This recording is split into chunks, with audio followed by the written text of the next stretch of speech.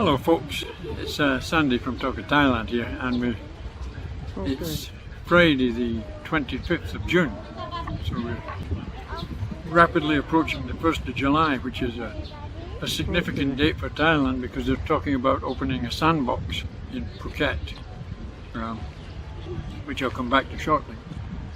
But it's a pleasant afternoon and we're sitting here on the beach, and it's very nice. There's a little restaurant here that we've ordered some food from. They're not allowed to sell alcohol, but we can buy drinks from them. Cheers. And it just so happens that this drink tastes very much like my favourite beer actually, so that's quite convenient. But legally they're not allowed to sell beer with meals here in Pattaya or in Chonburi, the province, although it is allowed in other provinces where the COVID risk is not so great. So talking about COVID, which is nobody really wants to talk about it, nobody wants to think about how serious the situation is, and when we do have a conversation, COVID is the proverbial elephant in the room, and what we're going to do about it, particularly from an expat point of view, because we really are stuck here, you know, because the rollout of vaccines here in Thailand is an absolute tragedy. It's a real catastrophe of management and organisation, and made a complete and utter balls of it. Only a very few percent of Thailand have been vaccinated. They keep changing it around. Obviously all the important people get vaccinated using the AstraZeneca virus, which they've managed to get some supplies of, but everybody else is getting this crap Sinopharm and Sinovac virus, and there's been several serious issues with this, a few deaths as well with the virus that they've been dishing out. And not only that, but it's not been distributed fairly, even amongst Thai people. One minute they're concentrating it into Phuket so they can get the sandbox open, and while they're doing that, then we get a massive outbreak in Bangkok of the South African virus, what I think it's the Bravo, the B virus, and that's very, very serious. And as late as yesterday, and even this morning, they're contemplating having a total shutdown again in Bangkok, closing everything down for 1 week just to try and get on top of this virus. But because of the very high consequential penalties and financial penalties that will be involved, nobody really wants to make that decision here in Thailand. They need to get a world decision maker like Boris Johnson. Hang on, did I say Boris Johnson? No, I didn't mean him, no, the ditherer. No, they need to get somebody here who can start managing the country and getting it back on a level keel and heading towards some sort of freedom again.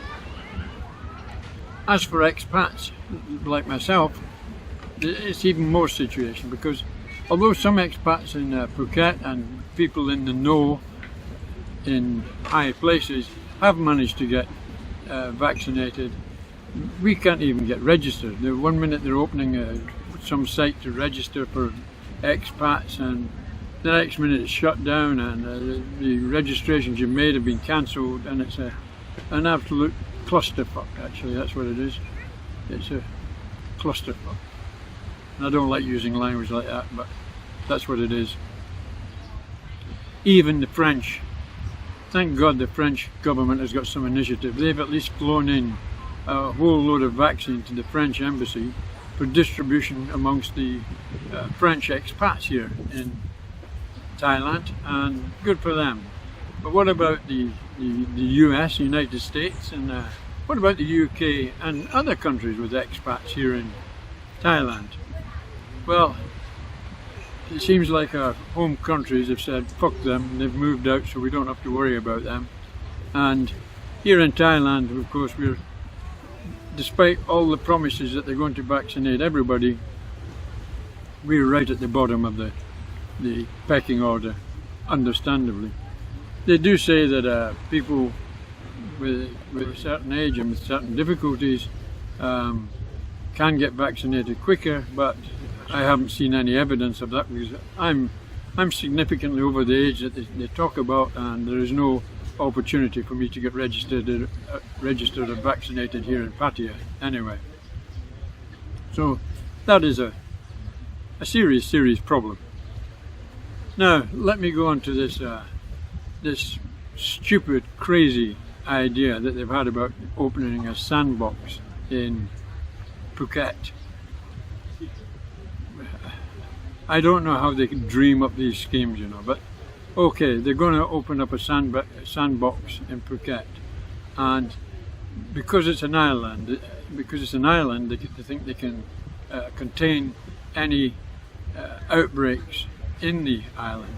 Now, if you take the true interpretation of a sandbox, it's where you can let off an explosive and the damage is contained within the sandbox. So they're talking about they might have to let off an explosion in Phuket and contain it within Phuket. But how can they do that? What if they do get tourists coming here, which I doubt they will, and they do have an outbreak? They don't seem to have a plan to how to take care of that. You look at Phuket itself, the majority of all the entertainment, etc. is closed, and people coming here, they say they can avoid the 2-week quarantine that they would have to do in Bangkok. They say they can avoid that by going down and doing the sandbox model in Phuket. Now, that would be great for a lot of guys that have been stuck outside Thailand for some time, that have houses, wives, families, girlfriends, etc. in Phuket, and would like to get back to see them. Sounds good, eh? But, a big but. The first thing is, anybody coming in has to stay at a special hotel that has been approved for people that are visiting in the sandbox, SEO Plus or something like that it's called. They have to stay there. Can they have their wives or girlfriends or family stay with them? The answer officially is no. But they can get up in the morning and they can go out in Phuket and they can go and do what they want. Can they stay at their house at night if they have a house and family there? The answer is no. They've got to return to their hotel. How stupid, crazy and mixed up is all this. They still have to go through all the various hoops with insurances and get certificates of entry, etc. to come to Thailand, which is not easy, by the way, and it's quite an expense. And when they get here for this so-called sandbox model, then they're going to be issued with a wristband so they can track their movements, and they've still got to go through testing, so many tests, 3 or 4 tests in the first 14 days, which they've got to pay for by themselves, by the way, so between 2,000 and 3,000 baht. So they're not cheap. They've got to pay for them themselves just to take advantage of this wonderful sandbox scheme. I don't think it's going to float, and many people have said it right from the start. This idea is not going to float, but we're only a few days away from the beginning of it, and I don't like to be terribly negative about it, but it's a crazy idea. What is needed here is that the country has got to get to grips with vaccines and get as many people vaccinated as possible. What has happened about this company in Bangkok that we're not really allowed to criticise because it comes under some royal charter, that was supposed to be manufacturing AstraZeneca virus from the beginning of June. We haven't heard anything about that except that there's been some delays and problems, and it's not happening as it should do, and that is a big drawback. Because what has happened is, because they thought this AstraZeneca vaccine factory here in Bangkok or wherever it was going to be located was going to be able to churn out millions of doses of AstraZeneca, then they didn't need to buy other vaccines from around the world. Consequently, now that they're desperately in need of vaccine, they can't buy any, of course, and they're relying on small amounts coming in wherever they can get it from and using that.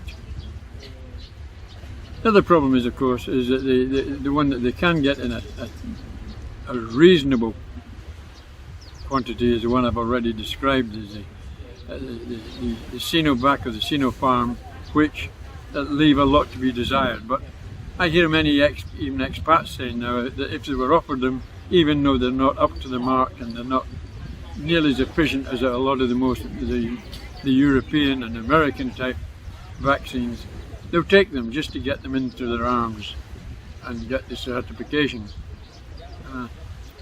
So the situation is not good, and it's not going to change too much. Here in Pattaya, we're in one of the red zones, or is an amber zone, and there's also a deep red zone, which is the likes of Bangkok, where the big outbreak is. We've got a lot of restrictions. The schools are closed at the moment.